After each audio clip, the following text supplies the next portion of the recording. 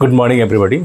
आज का जो टॉपिक है वो है units and dimension. Class 11th का चैप्टर 2 यूनिट एंड डायमेंशंस, उसको आज स्टार्ट करेंगे। ठीक है, तो यूनिट्स एंड डायमेंशन स्टार्ट करने से पहले टॉपिक आता है what is physical quantity. Physical quantity किसे कहते हैं? What is physical quantity? Anything which can be measure, कोई भी वैसा चीज़ जिसको हम मेजर कर सकते हैं फिजिकल क्वांटिटी कहलाता है। जैसे डिस्टेंस को हम लोग मीटर में मापते हैं, तो डिस्टेंस क्या है? फिजिकल क्वांटिटी है। टाइम को हम लोग सेकेंड में मापते हैं, टाइम क्या है? फिजिकल क्वांटिटी है। तो इसका डेफिनेशन होगा anything which we can measure, जिसको मेजर कर सकते हैं क्या कहलाएगा? Physical quantity. जैसे एग्जाम्पल में हो गया डिस्टेंस को हम लोग मेजर कर सकते हैं मीटर। फोर्स को मेजर करते हैं न्यूटन में। टाइम को मेजर करते हैं सेकेंड में। टेम्परेचर को मेजर करते हैं हम लोग केल्विन में। जैसे हो गया प्रेशर को लोग मेजर करते हैं पास्कल में, ETC। ऐसे हजारों फिजिकल क्वांटिटी है। ठीक है, जैसे बताइए कुछ क्वेश्चन है, कभी कभी आ जाता है question, which of the followings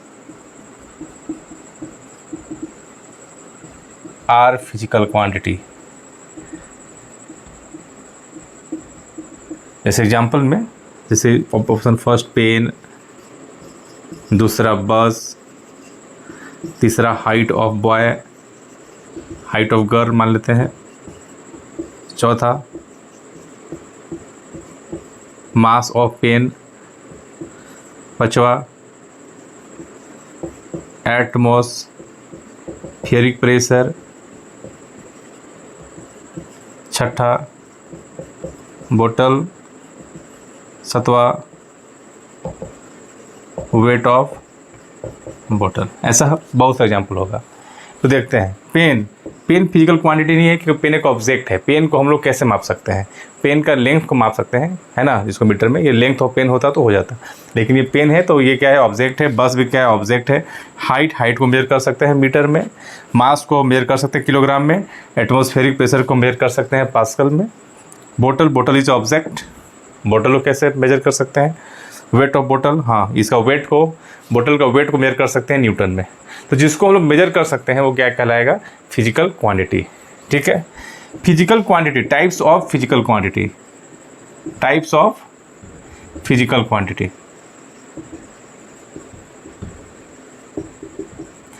it is 2 types.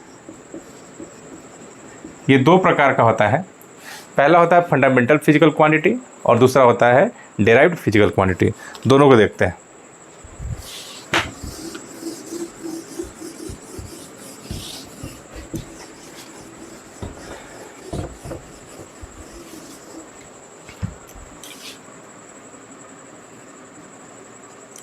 Fundamental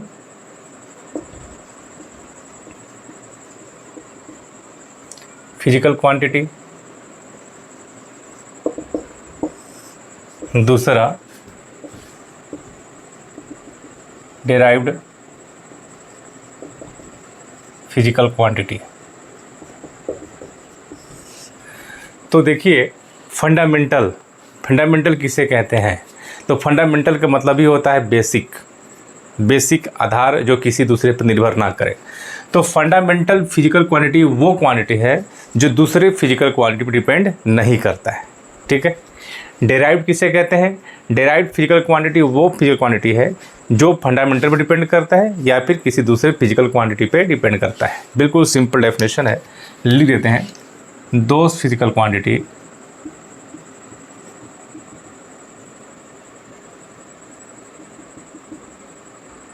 which do not depend on other physical quantity, जो किसी दूसरे फिजिकल क्वांटिटी पर डिपेंड नहीं करता है, क्या कहलाता है? Fundamental. There are 7 fundamental physical quantity, 7 है फंडामेंटल जो किसी दूसरे पर निर्भर नहीं करता है। कौन कौन सा? पहला हो गया मास, दूसरा हो गया लेंथ, तीसरा हो गया टाइम, चौथा हो गया टेम्परेचर, चौथा होगा करेंट, ये पांचवा हो गया करेंट, छठा होगा amount of substance,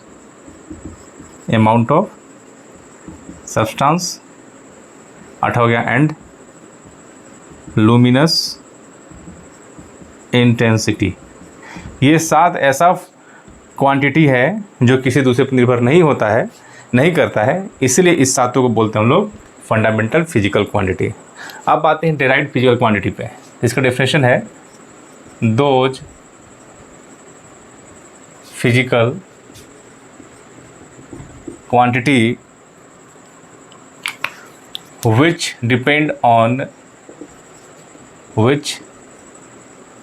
depend on fundamental और अदर फिजिकल क्वांटिटी। जो फंडामेंटल या अदर फिजिकल क्वांटिटी पर डिपेंड करता है क्या कहलाएगा? डेराइव्ड। ठीक है, यानी ये सातों छोड़कर बाकी जितना फिजिकल क्वांटिटी होगा सारा क्या होगा? डेराइव्ड होगा। ठीक है, एग्जाम्पल में जैसे हम बोल देते हैं स्पीड क्या डेराइव्ड है? क्यों? क्योंकि स्पीड जो है किस पे डिपेंड कर रहा है? स्पीड का जो है फॉर्मूला होता है डिस्टेंस बाई टाइम स्पीड। तो जो स्पीड है वो डिस्टेंस और टाइम पर निर्भर करता है, यानी डिस्टेंस पे डिपेंड करता है और टाइम पे, इसलिए स्पीड क्या हो गया? Derived physical quantity. जैसे हो गया फोर्स होता है मास इनटू एक्सेलरेशन, यानी फोर्स जो है मास और एक्सेलरेशन पे डिपेंड करता है। जैसे प्रेशर क्या होता है? फॉर्मूला फोर्स बाई एरिया, यानी जो प्रेशर है फोर्स और एरिया पर डिपेंड करता है। तो ये जो भी है ये सब क्या डेराइव्ड है, किसी न किसी से डेराइव्ड हुआ है। ठीक है, यहाँ तक आपको समझ में आ गया होगा। आगे बढ़ते हैं।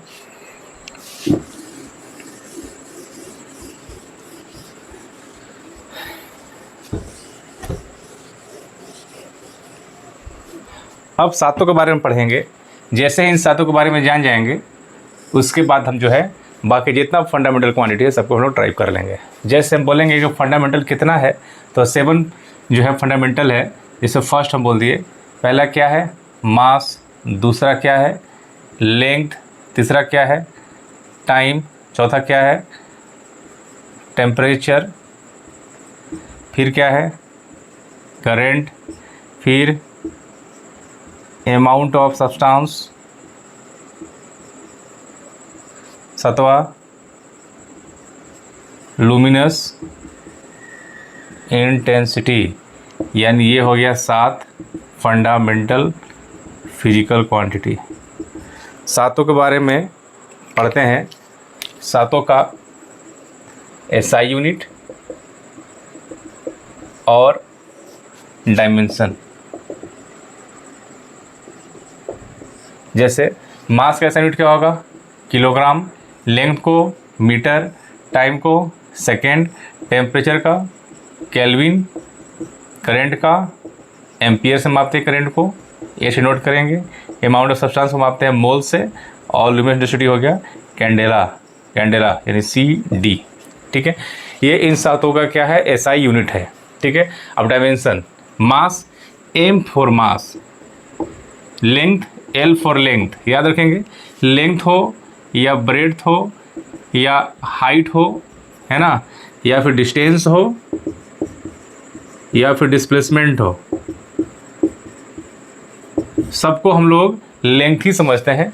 सबका एसआई यूनिट वही होगा और डायमेंशन भी सेम होगा। ठीक है, टाइम को T फॉर टाइम, टेम्परेचर को T से डिनोट नहीं कर सकते हैं, इसलिए इसको K से डिनोट करते हैं, K फॉर टेम्परेचर। करंट को I से भी नोट करते हैं और A से भी, यानी इसका डायमेंशन I और A दोनों होता है, किसी से भी कर सकते हैं। और बाकी दोनों एकदम मोल का मोल ही होगा और इसका कैंडेला का CD होगा। बिल्कुल सिंपल है ये दोनों।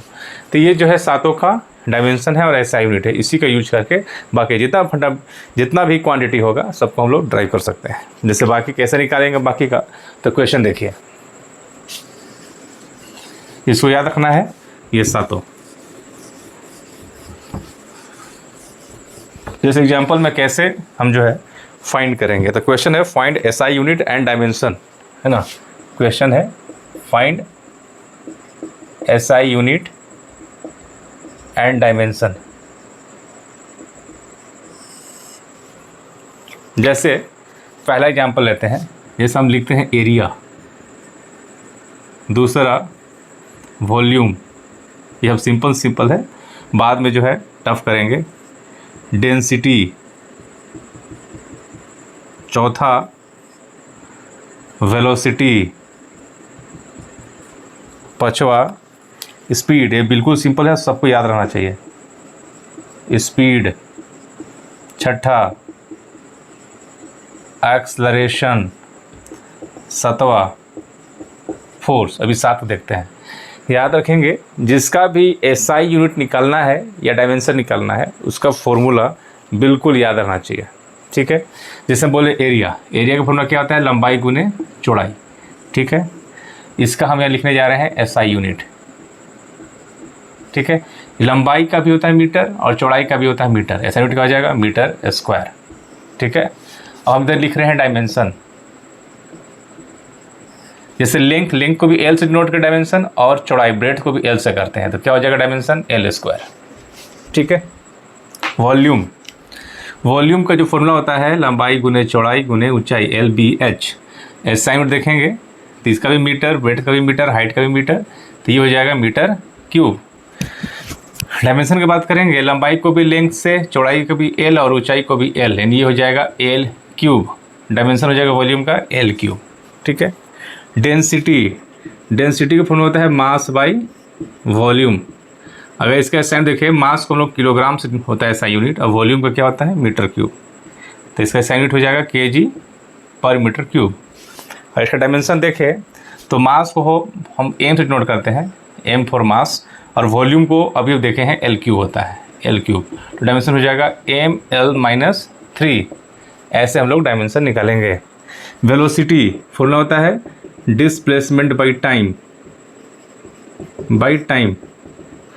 यानी इसका एसआई यूनिट कैसे निकालेंगे? तो डिस्प्लेसमेंट भी क्या एक तरह से लेंथ है, मापेंगे मीटर में ही, और टाइम को सेकेंड, यानी हो जाएगा मीटर पर सेकेंड, ठीक है। इसका डायमेंशन डिस्प्लेसमेंट भी लेंथ है, L फॉर लेंथ या डिस्प्लेसमेंट, T फॉर टाइम, तो ये भी हो जाएगा LT-1, ठीक है। स्पीड का फॉर्मूला होता है डिस्टेंस बाय टाइम। डिस्टेंस क्या होता है? मीटर से मापते हैं, टाइम को सेकेंड से, तो हो जाएगा मीटर पर सेकेंड।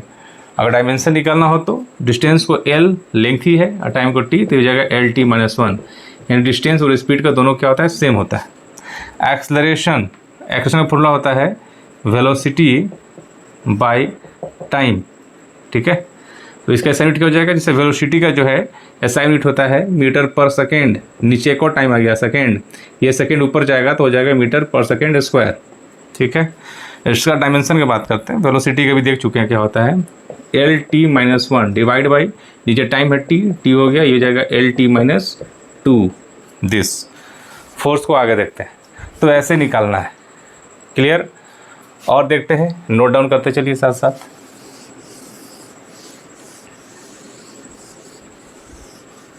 ये सारा बेसिक है और सबको जो है याद रहना चाहिए। ये था 6। 7वां देखते हैं, फोर्स सबसे महत्वपूर्ण है, इसको सबको जो है याद रखना चाहिए। 8 momentum, 9 impulse, 10 work done, 11 kinetic energy, 12 power, 13 frequency, 14 pressure, 15 ले सकते हैं टॉर्क। तो सबको फॉर्मूला लिखना पड़ेगा, क्योंकि बिना फॉर्मूला के एसआई यूनिट डायमेंशन नहीं निकलने वाला है। तो लिख देते हैं, इसे फोर्स का फॉर्मूला क्या होता है? मास इनटू एक्सलरेशन, ठीक है।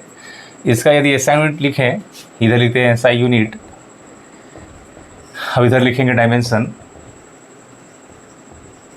इधर लिखेंगे डायमेंशन। तो एसआई यूनिट मास का हो गया किलोग्राम, एक्सेशन को होता है मीटर पर सेकंड स्क्वायर, जो अभी तुरंत देखे हैं केजी मीटर पर सेकंड स्क्वायर, और इसी को हम एक लाइन में बोलें तो इसको हम लोग न्यूटन भी, इसको हम न्यूटन से भी नोट कर सकते हैं, ये न्यूटन या एन से दिखा सकते हैं, ठीक है। और इसका डायमेंशन की बात किया जाए तो मास का होता है m4 मास और एक्सेलरेशन का होता है LT-2 जो भी तुरंत कराए हैं एक्सेलरेशन का। तो याद रखना चाहिए फोर्स का, ठीक है। मोमेंटम क्या होता है, मास इनटू वेलोसिटी, ठीक है। इसका एसआई यूनिट की बात कर रहे हैं तो मास का होता है किलोग्राम और वेलोसिटी का होता है मीटर पर सेकेंड, ये हो गया इसका एसआई यूनिट, ठीक। इसका डायमेंशन मास का नोट करते हैं m4 मास और वेलोसिटी का होता है LT-1 हो गया डायमेंशन मोमेंटम का। इम्पल्स होता है फोर्स इनटू टाइम, क्या हो जाएगा, फोर्स का यूनिट क्या हो जाएगा न्यूटन और टाइम का क्या होगा सेकेंड, न्यूटन सेकेंड, फोर्स का न्यूटन, ठीक है। डायमेंशन क्या होगा, फोर्स का होता है MLT-2, याद रखना है सबको, फोर्स को क्या होता है MLT-2 याद रखना है। फोर्स हो गया MLT-2, टाइम का क्या हो गया T, तो T के पावर 1 है तो क्या हो जाएगा ये ML-2 में से एक 1 जाएगा T-1, work done.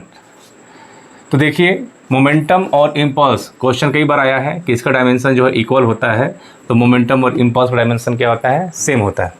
Work done formula क्या होता है, फोर्स इनटू डिस्प्लेसमेंट,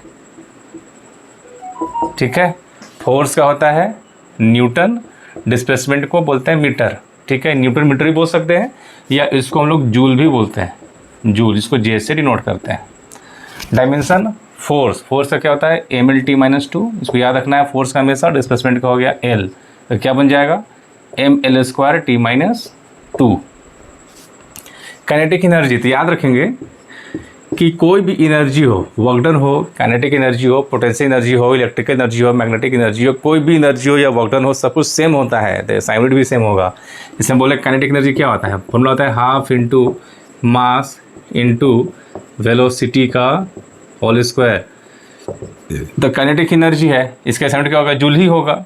यदि लिखना चाहेंगे मास का होगा किलोग्राम और वेलोसिटी हो जाए मीटर पर सेकेंड का होल स्क्वायर, तो ये हो जाएगा kg मीटर स्क्वायर पर सेकेंड स्क्वायर, ठीक है। ऐसा इसको ऐसे भी लिख सकते हैं या इसको हम लोग जूल से भी दिखा सकते हैं क्योंकि एनर्जी है, जूल ही रहेगा। डायमेंशन की बात करें तो मास का होता है m और वेलोसिटी का होता है LT-1 का होल स्क्वायर, तो ये बन जाएगा ML²T-2। तो एनर्जी, वर्क डन और इसको मिला के देखिए तुमको आपको सेम दिखाई देगा। तो ये दोनों को याद रखना है, कोई भी एनर्जी वर्क डन हो ऐसा यूनिट भी सेम और डायमेंशन भी सेम, ठीक है, डायमेंशन भी सेम। नेक्स्ट पावर क्या होता है, पावर होता है एनर्जी बाय टाइम या फिर वर्क डन बाय टाइम, इसका फॉर्मूला होता है। इसका एसआई यूनिट की बात करेंगे तो वर्क डन को होता है एसआई यूनिट जूल और टाइम को हो गया सेकेंड, इसी का एक वर्ड में बोलते हैं हम लोग वाट, इसको W से भी डिनोट करते हैं, ठीक है। उसके बाद डायमेंशन की बात करें तो वर्क डन का क्या होता है ML²T-2 डिवाइड बाई टाइम का हो गया T, तो हो गया ML², T के पावर 1 ऊपर जाएगा तो हो जाएगा T-3।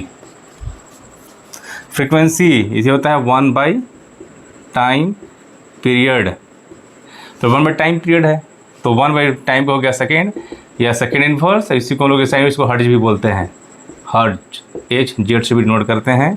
अब इसका डायमेंशन 1 बाई टाइम का T होता है, इन T इन्वर्स इसका हो जाएगा डायमेंशन, वेरी इजी।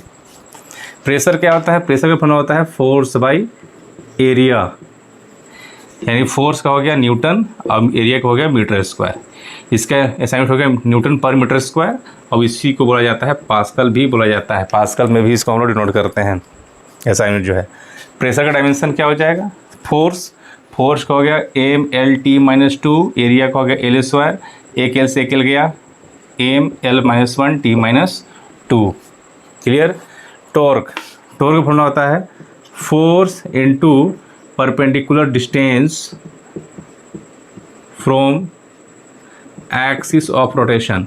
ये किसी से भी डिस्टेंस हो, क्या मतलब है तो डिस्टेंस ही, तो फोर्स इंटू डिस्टेंस समझेंगे। तो इसका एसआई यूनिट क्या हो जाएगा, फोर्स का हो गया न्यूटन, डिस्टेंस हो गया मीटर, न्यूटन मीटर, ठीक है।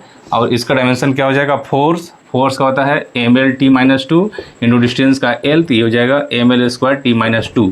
तो देखा जाए तो अगर वर्क डन से, तो वर्क डन का फॉर्मूला और टॉर्क का डायमेंशन सेम होता है, यानी वर्क डन और टॉर्क का डायमेंशन सेम होता है। तो कई बार क्वेश्चन पूछ गया है किन दो जो है पेयर जो है इसका डायमेंशन सेम है, तो उसमें एक पक्का जो है ऑप्शन रहता है वर्क एंड टॉर्क। टॉर्क का भी डायमेंशन क्या है, ml²t-2, और वर्क डन का भी क्या है, ml²t-2। बिल्कुल याद रखेंगे इसको।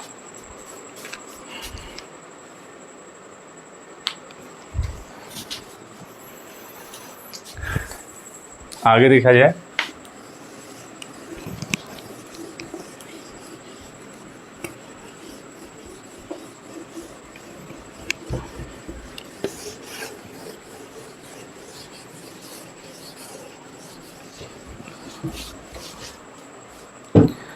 क्वेश्चन है सिर्फ डायमेंशन निकालेंगे, फाइंड डायमेंशन। जैसे क्वेश्चन अक्सर पूछता है कोफिशिएंट ऑफ विस्कोसिटी, हमेशा प्रीवियस क्वेश्चन में आता है कोफिशिएंट ऑफ विस्कोसिटी, जिसको हम लोग ईटा से डिनोट करते हैं।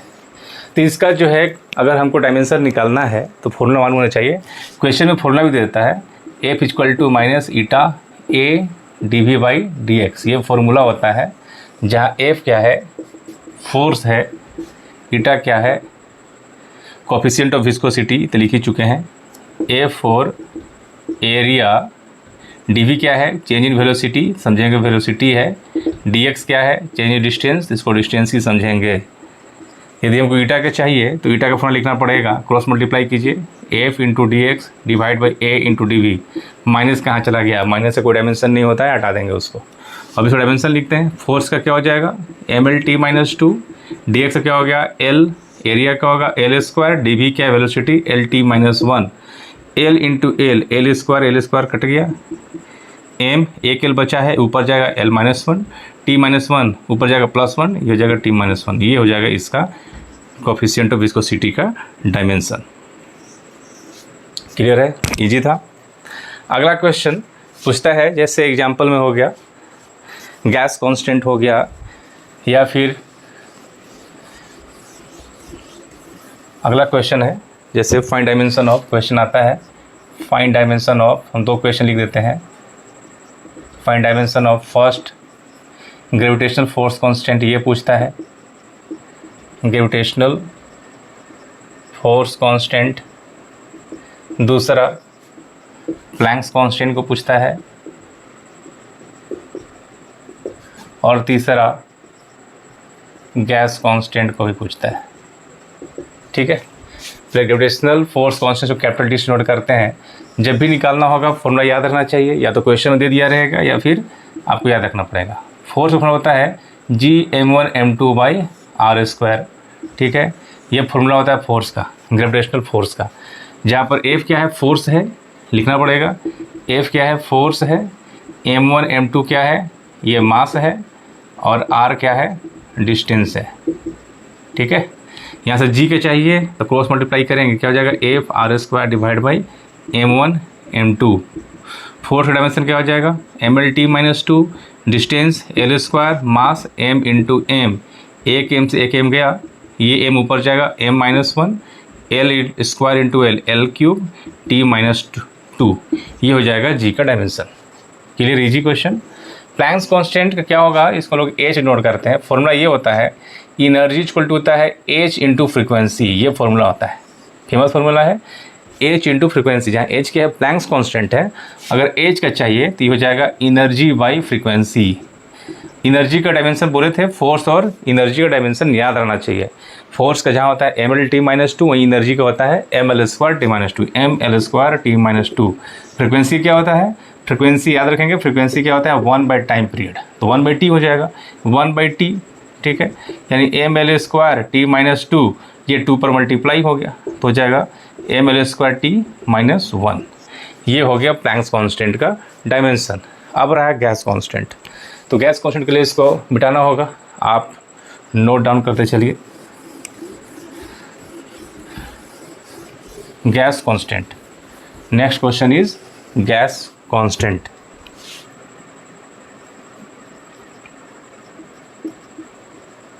गैस कांस्टेंट को R से नोट करते हैं।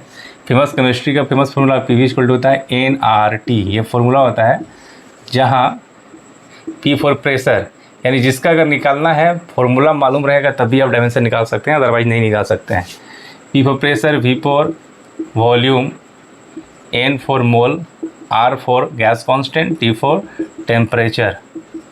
अब हमको R का चाहिए तो R इक्वल टू क्या हो जाएगा, PV बाई NT, जहाँ P क्या है प्रेशर, तो प्रेशर आप भूल गए हैं तो साइड में निकाल दीजिए। प्रेशर क्या होता है, फोर्स बाई एरिया, फोर्स का होता है MLT-2, एरिया का होता है L स्क्वायर, यहाँ से होता है ML-1T-2। प्रेशर का निकाल लीजिए, इसको यहाँ पुट कीजिए। ML-1T-2 वॉल्यूम का होता है L क्यूब, इसका हो गया मोल, और टेम्परेचर का हो गया केल्विन, यानी ML cube into L-1 L square T-3 पर मोल पर केल्विन, इसका हो जाएगा डायमेंशन ऑफ गैस कांस्टेंट। ठीक है, लास्ट देखते हैं, जैसे क्वेश्चन पूछते हैं कभी यही इलेक्ट्रोस्टैटिक फोर्स कांस्टेंट, ये 12th का है, इलेक्ट्रोस्टैटिक फोर्स कांस्टेंट यानी के का डायमेंशन क्या होगा, तो फॉर्मूला याद रखना चाहिए। फॉर्मूला जो है या तो क्वेश्चन में दे दिया रहेगा या फिर याद रखना चाहिए के Q1 Q2 by R square. ठीक है, इलेक्ट्रोस्टैटिक फोर्स का फॉर्मूला जहाँ ये फॉर्मूला है, जहाँ F क्या होता है फोर्स, Q1 Q2 क्या है, ये है चार्ज, ये भी है चार्ज, R है डिस्टेंस। K का चाहिए तो cross multiply F into R square divide by Q1 into Q2। Force का डायमेंशन मालूम है MLT-2, डिस्टेंस का L स्क्वायर। चार्ज का क्या होगा, तो करंट इक्वल होता है चार्ज बाई टाइम, चार्ज क्या हो जाएगा करंट इंटू टाइम, करंट को A से नोट करते हैं, टाइम को T से, AT, यानी चार्ज हो गया AT इंटू AT, दो चार्ज है दोनों के लिए लिख दिए, क्या हो जाएगा ML क्यूब T-2 है, नीचे क्या है T स्क्वायर, ऊपर जाकर -4, A स्क्वायर नीचे ऊपर जाके M-2। तो ऐसे हम लोग निकाल सकते हैं, किसी का भी निकाल सकते हैं यदि इसका फॉर्मूला मुझे मालूम है। ठीक है, थैंक यू।